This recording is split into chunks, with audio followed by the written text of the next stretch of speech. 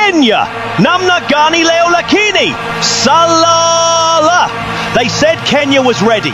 They said passion alone would carry them, stripped of millions in incentives, left only with patriotism. But this is Kenya. Patriotism doesn't pay bills. Patriotism doesn't bribe traffic police. Patriotism doesn't buy unga.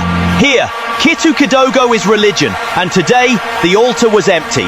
And so, in Kasarani, it began.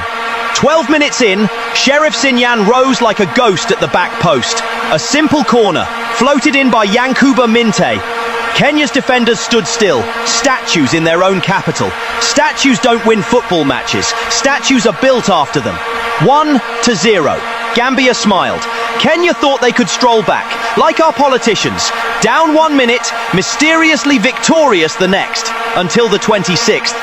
Yankuba Minte, a bullet of a strike, assisted by Musa Barrow. The net rippled, and with it, Kenya's illusions. Dreams don't just die, they shatter. Then came the dagger, the 38th. Barrow himself. A volley, gift-wrapped by Minte again. Precision, cruelty, inevitability. 3-0. By half-time, the so-called Nyotas, the stars, were scattered. The Swahili Lions? More like goat stew for the Scorpions. This was not a contest, it was a carving. The second half was survival. Kenya jogged, passed sideways, clung to possession like it was a family inheritance dispute. No penetration, no fire, no belief, just shadows. They had the ball, but never the game.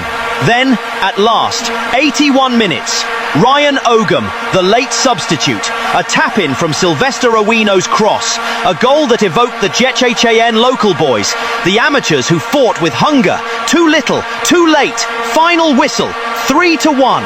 Kenya flattened by a country 50 times smaller, 50 times poorer, a nation they dwarf in GDP, in land, in dreams. Yet today, David ate Goliath for lunch and licked his fingers.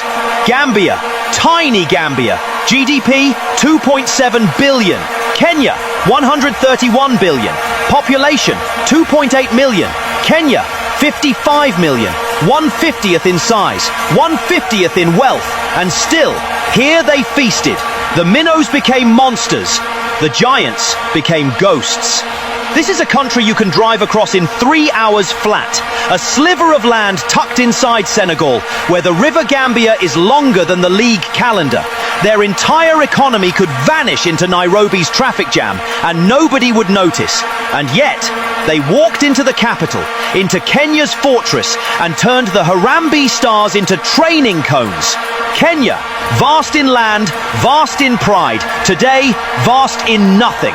The Swahili Lions, tonight they were lambs. 50 times richer, but bankrupt on the pitch. This wasn't football, this was indictment. Tanzamavi were laughing in Kisukuma, wide-mouthed, shaking heads. They love seeing Kenya cry.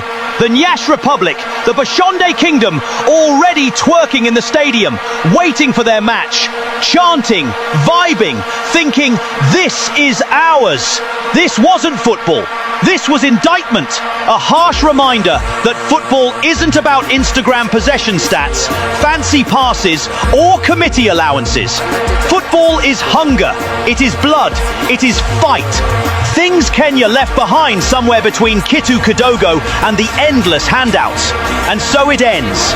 A painful night, a brutal lesson. For Gambia, glory. For Kenya, shame. For Africa, a story that will echo. Size counts for nothing. Spirit counts for everything. East African banter. Real talk.